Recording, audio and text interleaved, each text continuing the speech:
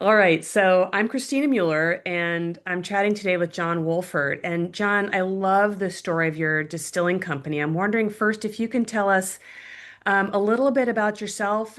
Well, just a brief history. My great grandparents actually started this with my grandfather. And your Uh, great grandparents were bakers, right? yeah, they owned a bakery in College Point, New York, which is in Queens in the Yeah. 19 teens and 20s. They're an immigrant family from Germany. They had 9 kids. All 9 of them had to work at the bakery in order to eke out a living. Times were really tough, you know. Um, my grandpa's job was to make pies. Um, so I remember the holidays at Grandma and Grandpa's house, I'd be making pies with Grandpa. Oh, wow. But by the time Prohibition came around, my grandfather had become a boilermaker by trade. And he convinced my great grandparents to move into a 3-story tall home that's in the background of the pictures. It's actually it's on a bottle.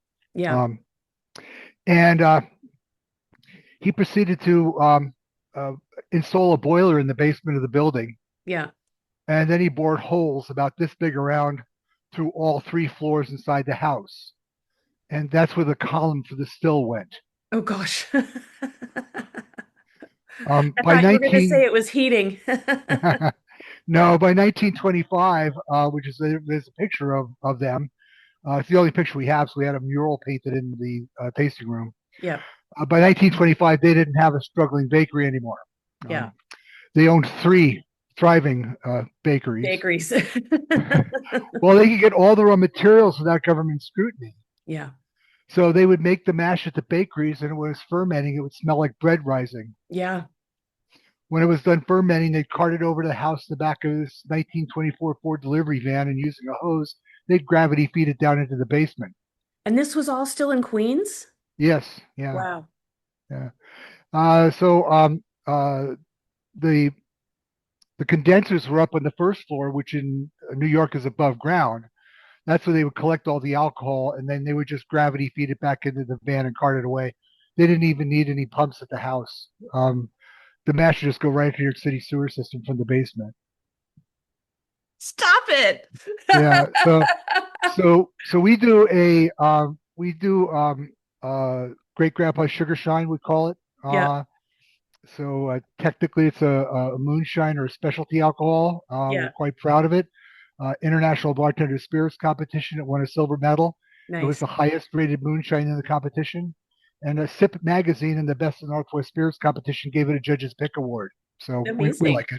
Congratulations. All right, so you've got this family story that goes back to Germany, goes back to Queens, New York, but you're in Washington, not far from Seattle, right? Yeah. How did you Well, end up in it kind of skipped a generation. Great grandpa did it. Obviously, grandpa did it. My parents were more into wine. They didn't do spirits. I'm the first one to do it legally.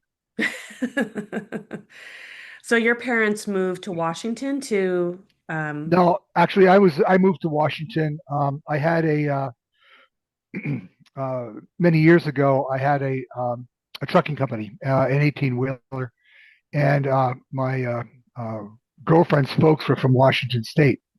So when deregulation of the industry came, we moved here, and which was far enough away that you wouldn't have a drive-by parental surprise visit.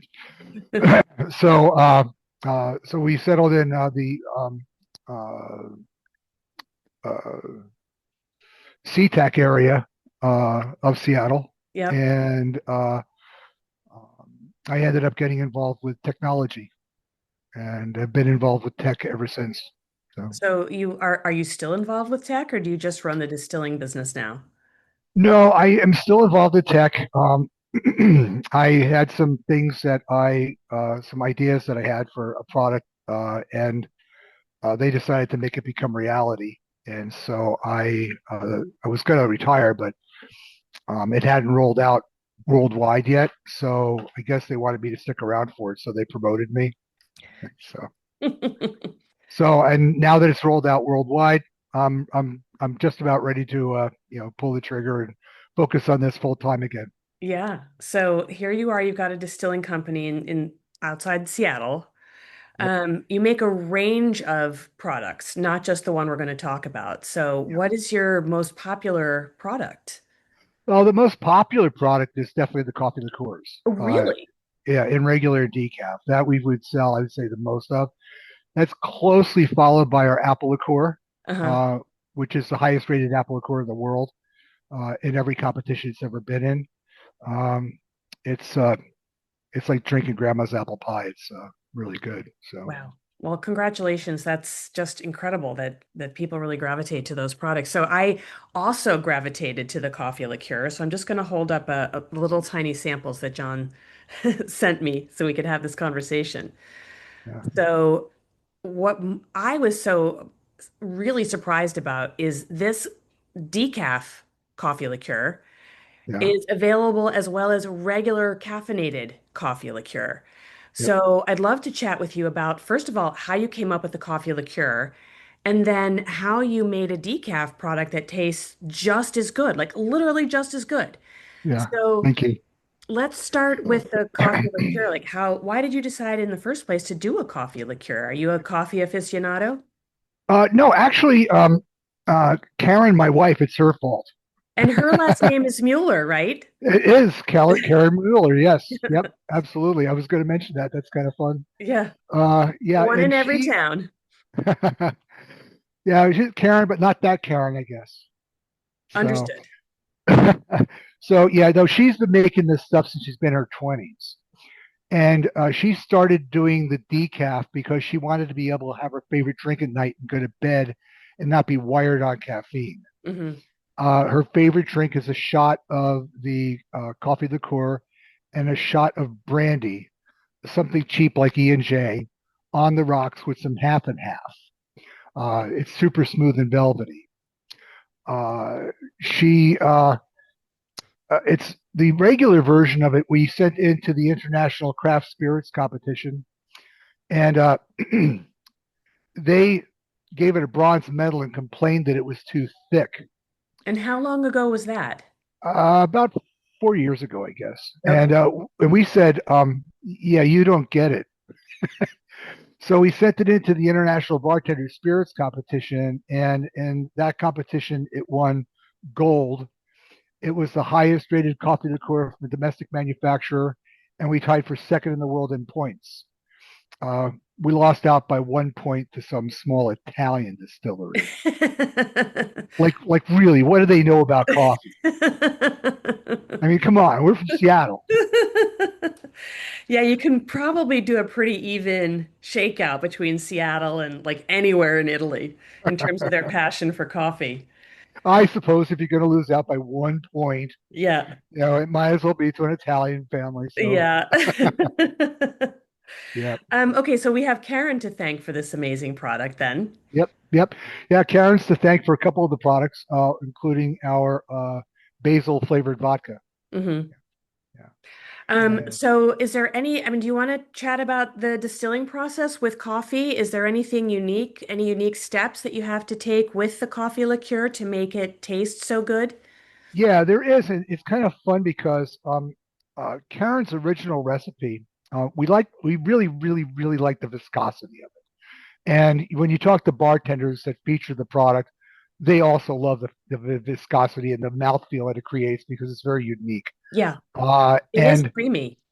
yeah, it is. It really Yeah. is. And her original method, what would happen is that uh, uh, the um, the sugar would begin to crystallize after a while, Hmm. and you would end up with little teeny bits of sugar, little sugar crystals floating around inside the bottle.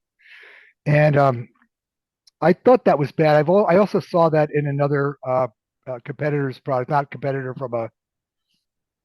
uh,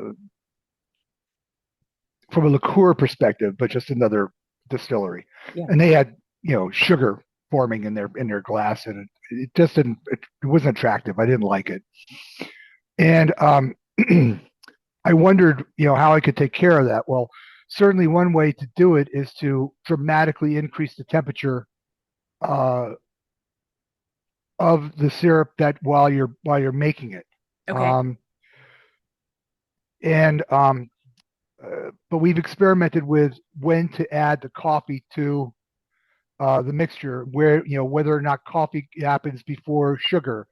So these are all very interesting experiments that we did over time, and basically the way that we like to have it taste, it had to do with the coffee was already in before we added the sugar, and we didn't want to burn the coffee Right. by overheating it. So I ended up doing a bunch of it was well I was in the kitchen cabinet one day looking around, and I thought, I've seen a lot of things recrystallize. Honey recrystallizes, but it dawned on me I had never seen maple syrup recrystallize. And I thought, what's up with that? So I got online to do some research on it, and what they do is that they boil the syrup until it gets to a certain specific gravity, Hmm. and then they add to it diatomaceous earth. They put food grade dirt in perfectly good syrup. Just blew my mind. I was I like, couldn't, yeah. why would you do such a thing? So Well, then what they diatomaceous, just to back up to, because I've never heard that term before, yeah. diatomaceous earth, is that from like a certain layer of the earth, or is that like you Well, mentioned it's actually, I believe purified? it in reality it's actually from like seashells or something. Uh-huh. But it's extreme. It's pretty fine, and some people use it to kill snails Huh. in their yard. But what they do then is that after they mix this in, they then at 180 degrees they pump the syrup through what's called a maple syrup filter press, and it has a whole bunch of compartments that are separated by a little filter, which is bigger than the diatomaceous, smaller than the diatomaceous earth. Hmm. And under pressure, we push the syrup through those filters, which collect all the diatomaceous earth, which creates a super dense filter to push the syrup through. Mm. And doing that under that temperature, it emulsifies any remaining sugar crystals. Yeah. And because of that, we're able to maintain an extremely high viscosity and have it resistant from being able to recrystallize. In fact, you can even put that in your refrigerator, in your freezer rather, which I have customers do because they like to put it on their ice cream, Right. as if the ice cream would be there long enough for it to melt it. Right. Not in my case, for sure. Right. So yeah, so it's extremely stable. That's another thing that bartenders really like about it too, is it's very shelf stable. Yeah. Yeah.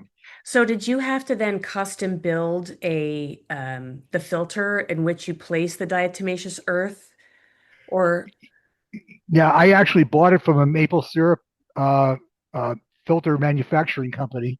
It was a amazing? rather expensive experiment, so That such a thing exists. I was very pleased that it worked. Yeah, So yeah, and we're happy with the progress of that, how that functions. Yeah. very cool. So that's the regular, that's the Yeah. caffeinated version. Mhm. Um I'd have to go look at the bottle again to see how much caffeine is in this, but Well, fortunately it's not a food product, so because it's not a food product, it doesn't have to have that you don't have to declare stuff on it, right? it. Yeah, but I will tell you, it's rough. I've done the math. 1 ounce is about 5 cups of coffee. Okay. So Yeah, not so it'll get you insignificant. going. Yeah. Which is why, whoops, why you also have the decaf. Exactly. Yes. Yeah. Yeah. I have one customer who puts the regular on his waffles in the morning. Ooh, that's a good idea. He says it gets a lot done. All right, so tell me about the decaf because I know a lot of companies have to go through a specific process um, to take the caffeine out of the beans, and then they send you the bean to work with it. And you work with Clutch Coffee on both of these products, right? They are your coffee Yes. supplier. Yeah. Yeah. So we just when we acquire the coffee, it's it's it's already gone through the decaffeination process. Hmm. So therefore, then when we make it, the formula is exactly the same. Only about 50% of folks that taste them side by side, like directly, can perceive a difference. Hmm. I'd say about 5% of folks can actually articulate what it is, um, accurately, but I've had people sit right next to each other and describe the opposite of each other. Those are usually married people. Right. And yeah, so it's fun to see what people think. Some people think one is more chocolatier than the other, and and it's fun. But the second you mix them with anything, you can't tell anymore. You can't tell. Yeah. No, It's such yeah, a fine palette that can pull apart the little bit of difference that you notice there. yeah.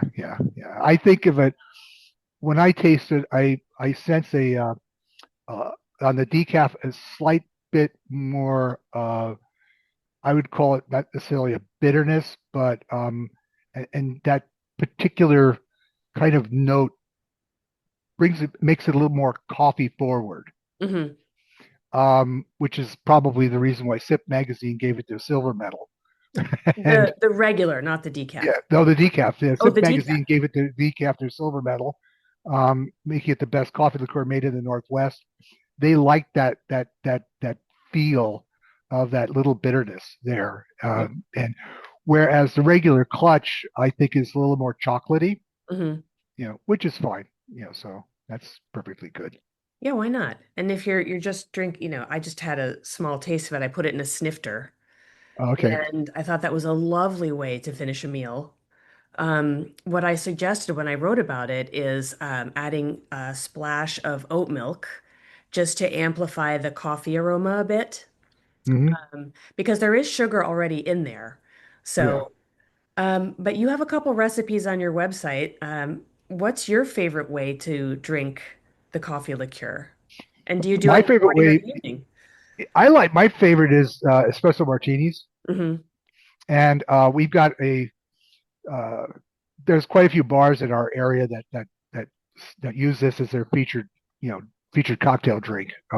And so Karen and I will go out to them, fairly regularly. We try to hit at least one every week and try out their different profiles. And some of them are just incredible. Well, they're all good, but I mean, some of them are just a lot of fun. One place does a periodically they do like a flight of espresso martinis. So yeah, chocolate, vanilla, regular, uh, and caramel. Oh, wow. Okay. Yeah. And they're adding a new one where they're using our jalapeno flavored vodka, which right now is only available in Washington State. But to give it a little bit of extra kick, Hmm. uh, we're calling that the Spider, which is that's I'll tell you that's a really good cocktail.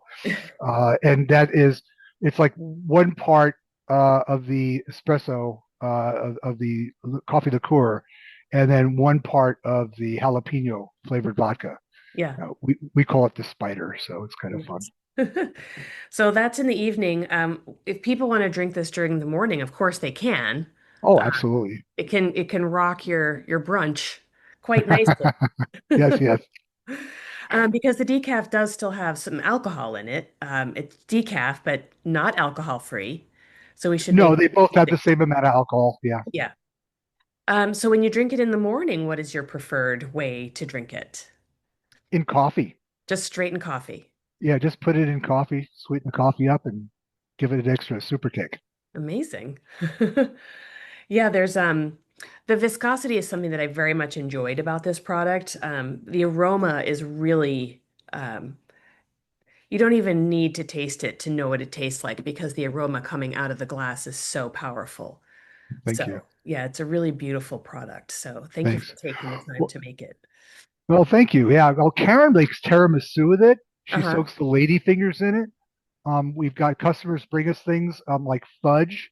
In fact, actually, we have a company that's just started manufacturing truffles for us for Christmas time, and we have truffles made with clutch. The light colored truffle is for daytime, and that's got regular clutch in it, and the dark colored one is for nighttime, and that has the decaf clutch in it. Yep, that makes sense. So it's fun to see what people do with it, and have they bring and share with us. So we enjoy it. And John, I'm sitting in California. What states, if you think of, especially around the American West, which is where a lot of my audience is, are you available around the United States, or are there certain states where you're not available that people should know about? Yeah, we can. Well, actually, in Washington State, we only can ship in Washington State. However, we work with a company in California Hmm. who ships to all states with the exception of Michigan, Hmm. North Dakota, Tennessee, and Utah. Okay, so it's available everywhere. Yep. So you can order it on our site, and then we will process the order through Vista Wine and Spirits Hmm. in San Diego, Yep. and they'll get that out to you, within a week.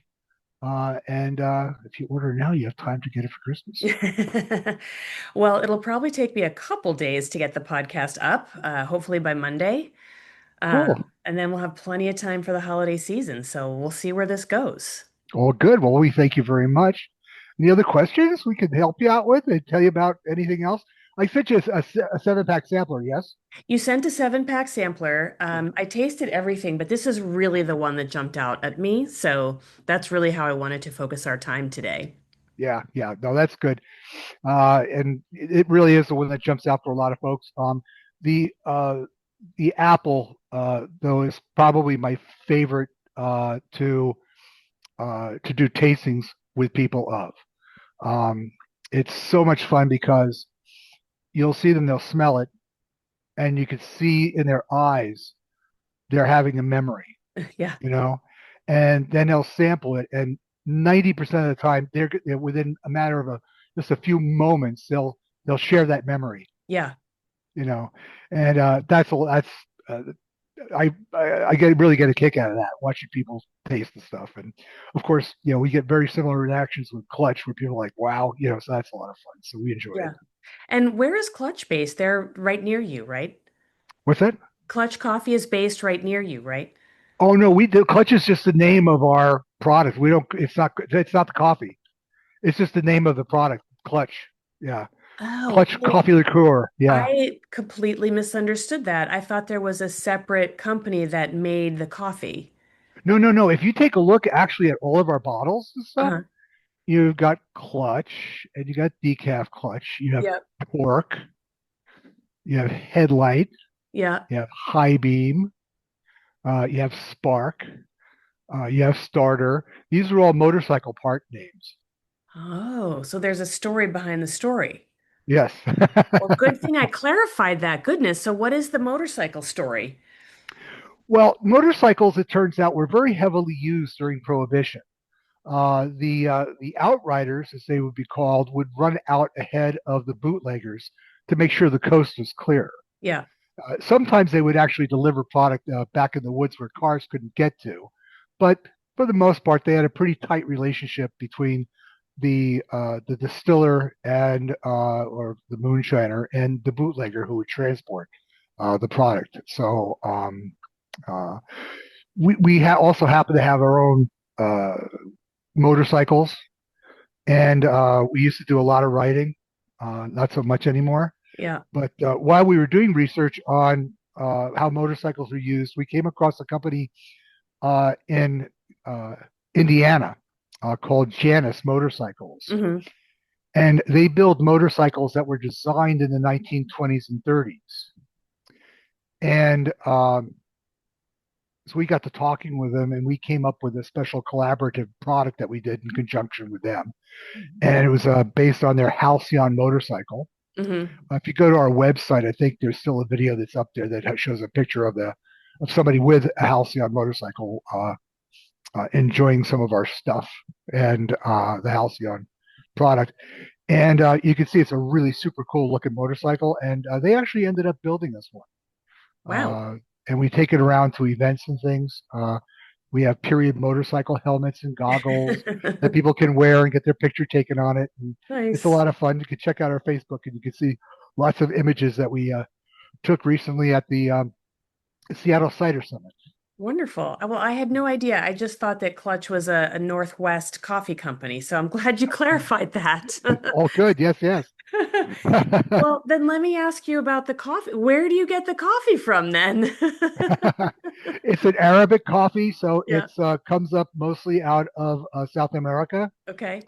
and sustainably grown, and farmers are well taken care of. We're kind of Yep. bent on that sort of thing, Yep. and so that's where it comes from. And Yeah. yeah, All right, so. good. Well, this has been an enlightening conversation. I want to thank you so much for taking the time to speak with me. I really appreciate it. Oh, happy to do so.